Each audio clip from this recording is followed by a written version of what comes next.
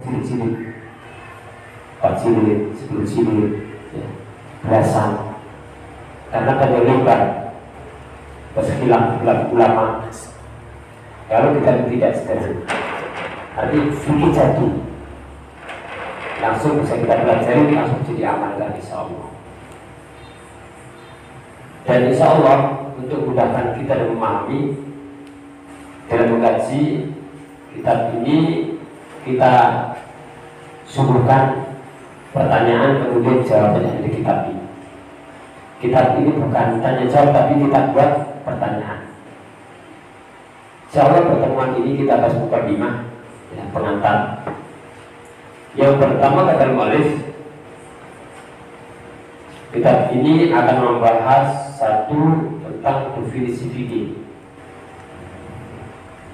Yang kedua akan membahas tentang tema kajian fikih itu bahasa apa. Yang ketiga akan bahas apa buah dari belajar fikih. Yang ketiga apa sumber pijakan dalam proses fikih. Yang keempat adalah keutamaannya. Kita mulai yang pertama, mana fikih secara bahasa dan istilah. Apa mana fikih secara bahasa dan istilah? Al-fiqh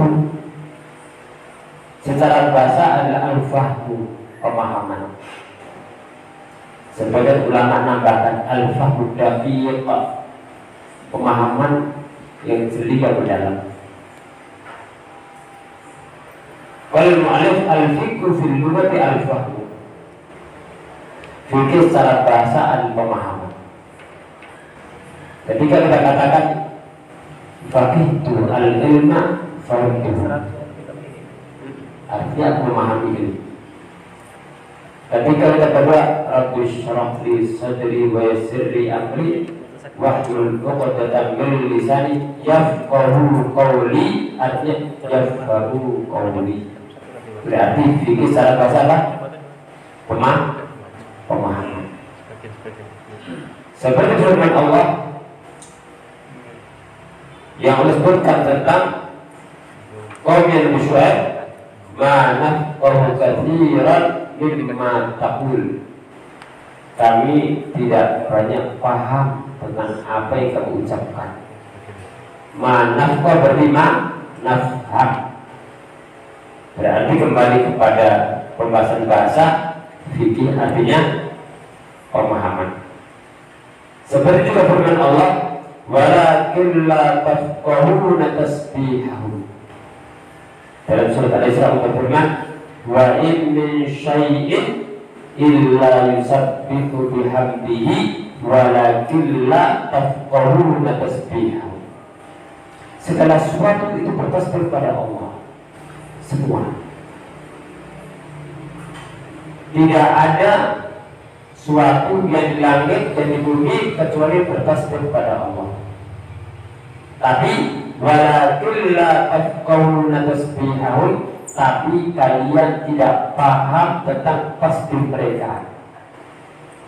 Berarti kembali kepada pembahasan fikih secara bahasa, artinya al-fahmu, pemahaman. Ada secara istilah syariat, fikih artinya al-ilmu bil ahkam syar'iyyatil amaliyyati al-muktasabati min adillati tafsiliyah, Fikih secara istilah adalah yaitu ilmu tentang hukum-hukum syariat.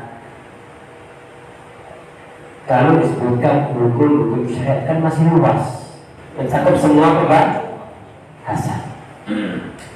Tapi dikhususkan kalau fikih itu berkaitan dengan hukum syariat amaliyah, sholat amaliyah, zakat amaliyah, puasa amaliyah, haji amaliyah, muamalah amaliyah, bukan akidah. Tentu ini pembahasan makna makna fikih setelah ada pembagian disiplin ilmu. Kalau dulu generasi awal, fikih itu masih belum mencakup semua disiplin ilmu. Seperti doa Rasulullah pada Sabtu 14, Allahumma faqihhu fiddin wa'allimhu ta'wil. Ya Allah, berikan Ibnu Abbas ini pemahaman agama dan ajarkan padanya takwil, artinya tafsir Al-Quran. Yang dimaksud ucapan Nabi Shallallahu Alaihi Wasallam, ya Allah berikan Ibnu Abbas pemahaman dalam agama, artinya apa? Mencakup semua disiplin ilmu, tidak hanya ilmu fikih yang kita kenal pada zaman ini. Tapi setelah ada pembagian disiplin ilmu, ketika disebutkan fikih berarti berkaitan dengan hukum, bukan berkaitan akidah. Makanya bisa mengatakan fikih itu ilmu berkaitan hukum-hukum syariat amaliyah, bukan lagi akidah, yang diambil dari dalil-dalil yang terperinci.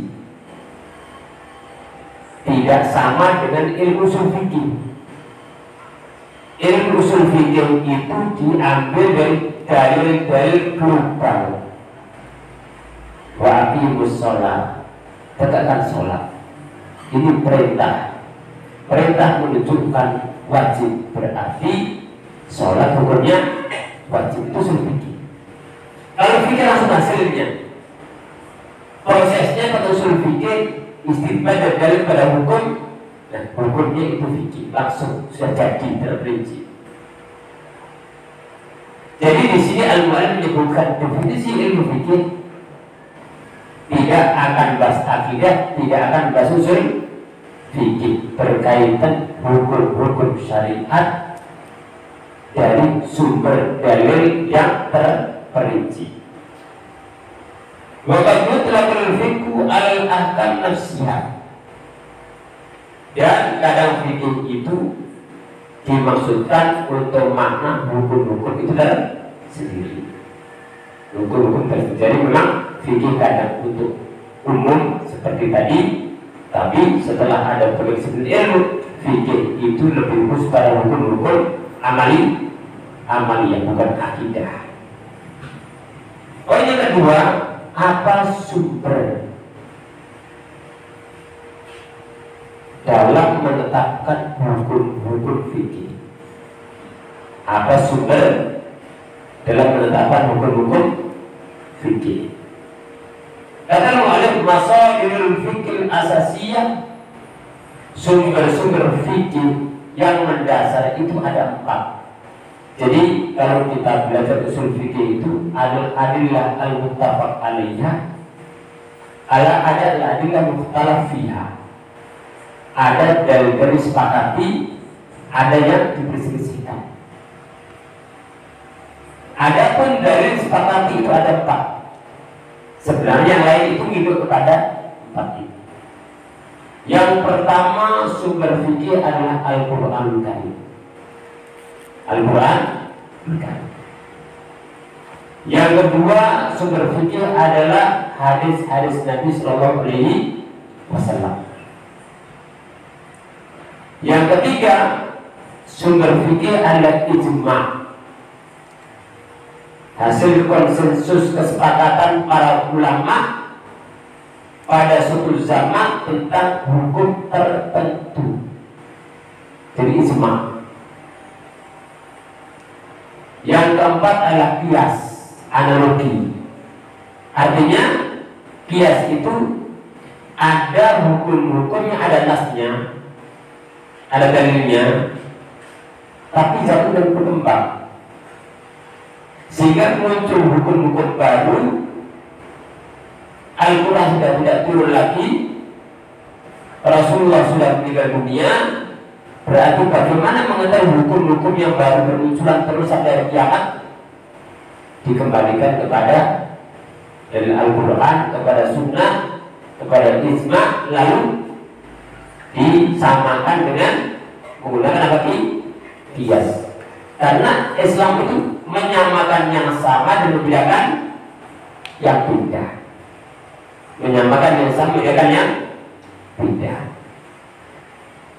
Seperti umpama ya, riba pada emas dan perak itu ada sejak zaman Nabi Shallallahu Alaihi Wasallam, ada nasnya, ada billah bibal fitrah bil fitrah.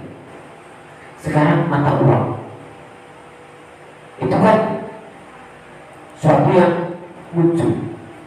Mata uang, ada uang ini, uang ini, uang ini, uang ini. Maka para ulama melihat sebagaimana emas perak itu terjadi riba di situ karena ada unsur thamaniyah menjadi patokan harga untuk sebagai alat tukar evaluasi sebuah penilaian suatu barang. Maka begitu pula uang, mata uang sekarang itu sama fungsinya. Maka sebagaimana riba itu ada pada emas dan perak, juga ada pada mata uang. Kenapa? Islam menyamakannya sama dan membedakan yang beda. Itu kias analogi. Saya mengucapkan ketika mensyarah belum melakukan di Ibnu Hajar, ya, belum mengatakan al-adillatu syar'iyyatu usnan wa yatafarra'u min al-isnani usnan. Hukum syariat itu pondasi asalnya dua, Al-Quran dan Sunnah. Kemudian bercabang dari dua menjadi dua. Bersama dengan berapa? Hukum syariat asalnya dua, Al-Quran dan Sunnah. Kemudian bercabang dari dua menjadi dua lagi, membuahkan dua. Yang lainnya berapa semua? Empat. Dari Al-Quran, Sunnah, Ijma dan Qiyas. Kalau Quran dan Sunnah dalil sudah pasti. Kenapa Ijma juga dalil? Karena Al-Quran dan Sunnah menetapkan kalau Ijma itu hujjah. Ini dalil far'i, catat. Di antara sabda Nabi Shallallahu Alaihi Wasallam, la tattabi ummati ala dhalalah. Umatku tidak akan sepakat dalam kesalahan. Sehingga ijma ummah adalah sebuah hujjah. Yang keempat adalah kias atau analogi. Kemudian poin yang ketiga adalah mawdu'ul fikih, yaitu materi atau objek kajian fikih. Kata muallif, kesimpulan daripada mawdu' fikih adalah mengkaji tentang perbuatan-perbuatan para hamba, baik kaitannya seorang hamba dengan Allah maupun kaitan seorang hamba dengan dirinya maupun hubungan seorang hamba dengan masyarakatnya. Itu pembahasan fikih.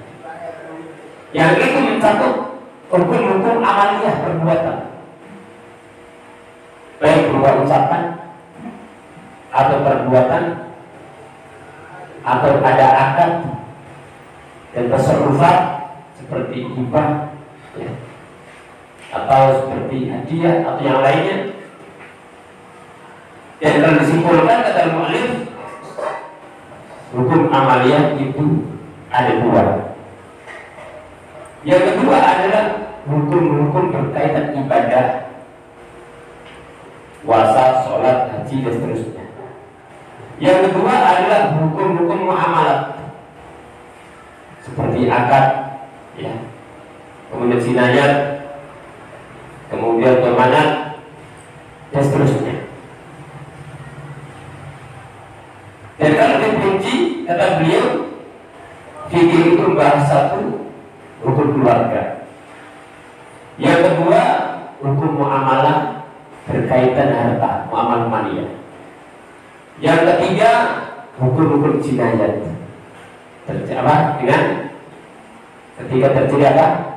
Itu perbuatan-perbuatan melanggar hukum. Yang akhirnya ada hukumannya. Yang keempat berkaitan dengan ahkamul murafaat wal qada. Itu pengaduan.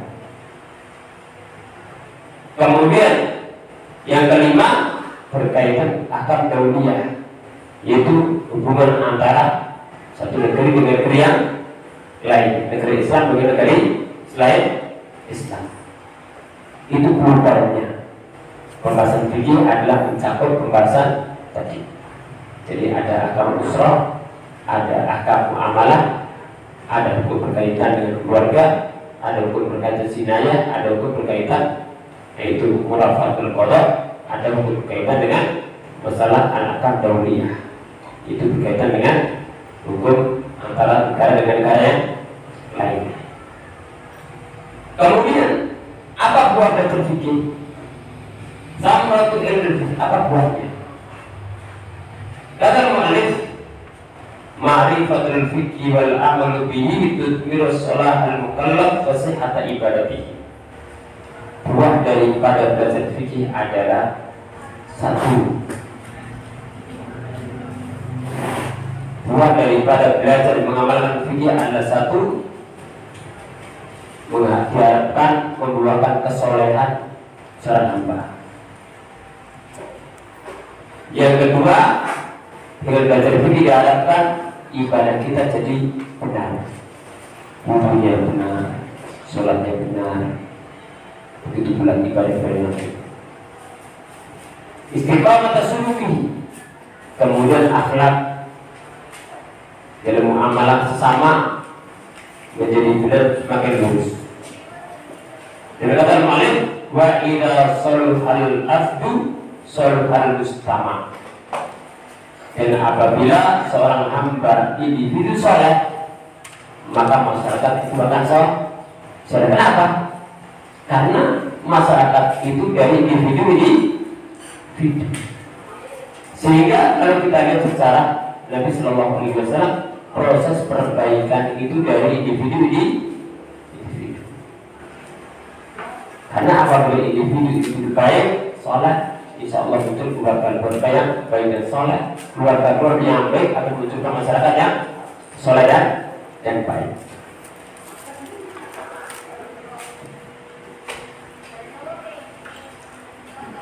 Kemudian wasara fi natijatu fi dunya as-sa'adata wal aisar rawada wa fil akhirati ridwanullahi wa jannatahu. Sehingga harapannya adalah apa hasil daripada belajar fikih? Harapannya adalah yaitu mendapatkan kebaikan dunia, yaitu kebahagiaan dan kehidupan yang baik. Karena dari belajar fikih kita tahu halal atau haram, mencukupkan dengan yang halal. Kemudian di akhirat harapannya mendapatkan ridha Allah dan surga. Itu tujuan belajar, untuk mendapatkan manfaat di dunia dan terlebih lagi di akhir. Rugi kalau orang belajar ingin tahu sakofah punya wawasan luas tapi tidak diamalkan, tidak membuahkan hasil di surga. Kemudian poin terakhir pada mukadimah ini adalah apa keutamaan memahami fikih? Kata mu'allif, innal fikha fid din min afdalil amal wa min atyabil khisal. Sesungguhnya mendalamnya agama adalah termasuk amal paling utama dan termasuk sifat-sifat terbaik termulia. Wa qad dallatin nusus min al-kitab wa sunnah ala fadli wal hadhi alaih. Karena Alkitab dan sunnah Nabi Sallallahu Alaihi Wasallam telah menjelaskan keutamaan belajar fikih dan agama secara umum, dan menganjurkan belajar fikih dan agama secara umum. Sebagian firman Allah, wa ma kana al-mu'minuna liyanfiru kaffah falawla nafara min kulli firqatin minhum ta'ifatun yatafaqahu fid din wa liyunziru qaumahum idza raja'u ilaihim la'allahum yahtadun. Dan yang ada sekelompok dari orang-orang, wa ma kana al-mu'minuna liyanfiru kaffah, tidak sepatutnya kaum mukminin semuanya itu berangkat perang. Dan yang ada sekelompok dari mereka yang mendalami agama. Ini menunjukkan apa? Belajar agama itu bagi daripada jihad fisabilillah. sehingga tidak semua suruh berangkat, tapi ada orang mendalami agama. Apa tujuannya? Yundiru qauman idza raja'u ilaihim la'allahum yahtadun. Tujuannya untuk berikan peringatan kepada kaumnya apabila mereka pulang. Yang lain berangkat jihad, kemudian ada mendalami agama. Nanti kalau mereka pulang ada yang mengajari agama. Jadi bagi tugas.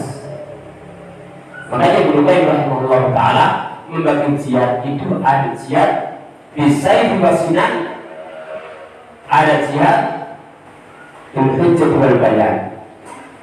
Satu yaitu jihad dengan senjata. Itu ada fikihnya khusus.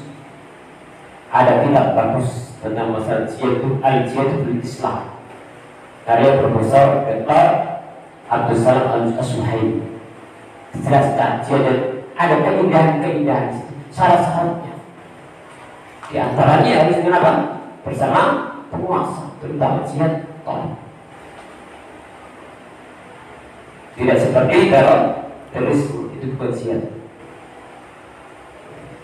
Kemudian yang kedua adalah jadil hujjatul bayan, tidak dalil dengan agama. Itu bagaimana jihad.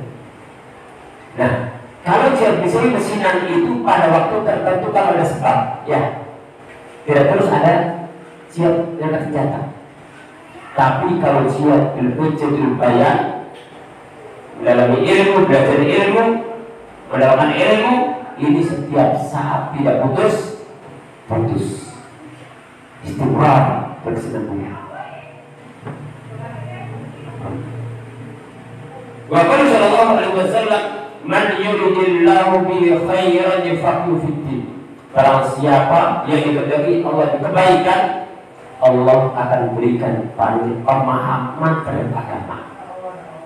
Dari ini tidak hanya keutamaan belajar fikih hukum, tapi mencakup keutamaan semua belajar agama. Hadis ini luar biasa agungnya. Yang di situ mengandung dua makna. Makna yang pertama adalah mantuknya sesuai dengan lafaz hadis ini, bahwa orang kalau paham agama berarti dia termasuk orang yang Allah kehendaki dengan kebaikan. Berarti pemahaman yang kedua sama mafhumnya. Sebaliknya berarti kalau orang tidak paham agama berarti bukan termasuk orang yang Allah kehendaki dengan kebaikan. Maksudnya mana kita ini? Semoga masuk yang pertama, bisa paham agama sehingga termasuk orang-orang yang Allah kehendaki dengan kebaikan. Dan memang kebaikan dunia akhirat sebenarnya adalah ilmu. Nabi sallallahu alaihi wasallam al-khaira kullahu al-fiqh fid-din. Nabi sallallahu alaihi wasallam menyebutkan bahwasanya semua kebaikan itu sumbernya adalah paham agama. Al-ilmu, kata Ibnu Qayyim, aslul khair al-ilmu wal adl. Fondasi segala kebaikan itu adalah ilmu dan keadilan. Ilmu menghilangkan kebodohan, keadilan menghilangkan kezaliman. Kalau dibandingkan mana yang jadi asal keadilan apa ilmu? Ilmu. Kalau beliau mengatakan fondasi kebaikan ilmu dan keadilan, sebenarnya fondasi keadilan itu sendiri sebenarnya adalah ilmu. Bagaimana mungkin akan bisa adil? Kalau ini baik, ini buruk, ini berat, ini tidak berat tanpa dasar ilmu. Makanya Al-Muqarraf mengatakan al-ilmu aslu kulli khair wal jahlu al-kulli syarr. Ilmu itu boleh segala kebaikan, kebodohan itu boleh segala keburukan. Maka kita perlu belajar antaranya adalah proses fikih.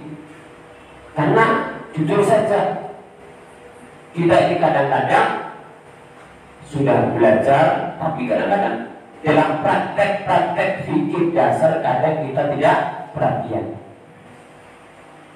Tohara kita benar atau tidak? Sholat kita benar atau tidak? muamalah kita benar atau tidak, dan seterusnya. Maka perlu belajar. Wa hadza mimma yadullu ala niyyatihi wa idhami sa'nihi wa 'uluwi manzilatihi. Maka ini menunjukkan pentingnya ilmu fikih dan agama, menunjukkan kedudukan belajar agama dan tingginya kedudukan belajar agama. Wa qala sallallahu alaihi wasallam an-nasu ma'adin khiyaru fil jahiliyyah khiyaru fil islam idza fuqih. Manusia itu ma'adin. Ma'adin itu tembaga misalnya. Artinya asal usulnya beda. Ada yang mulia, ada tidak. Dan sebaik-baik kalian adalah khiyarul jahiliyah, khiyarul Islam. Sebaik-baik mereka di jahiliyah, ada sebaik-baik mereka dalam Islam. Artinya kalau di masa mereka jahiliyah mereka baik, orang mulia, kemudian dalam Islam dia akan menjadi mulia pula dengan syarat apa? Kalau mereka mendalami agama. Berarti mendalami agama ini merupakan dasar untuk mendapatkan kebaikan dan kemuliaan. Lalu al-mu'allif menutup mukadimahnya, wal fiqhu fid din manzilatu fil Islam 'azimah. Memahami agama ini kedudukan dalam Islam sangat tinggi dan agung. Wa darajatu fil thawabi kabira. Dan derajatnya berkaitan pahala sangat besar. Maka rugi seorang tidak belajar. Maka niatkan belajar bagi daripada ibadah kita. Sebagaimana kita ibadah sholat dan yang lainnya, di antara ibadah kita belajar apa? Agama. Li'anna al-muslima idza tafaqqa fi umuri dinihi wa 'arafa ma lahu wa ma 'alaihi min huquqin wa wajibatin ya'budu rabbahu ala ilmin wa basiratin. Ini perhatikan ini.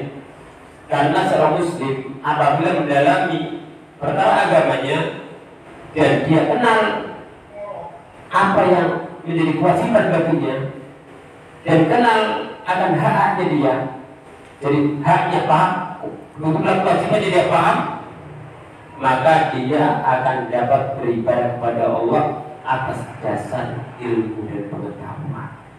Jadi tidak sama orang belajar atau tidak belajar.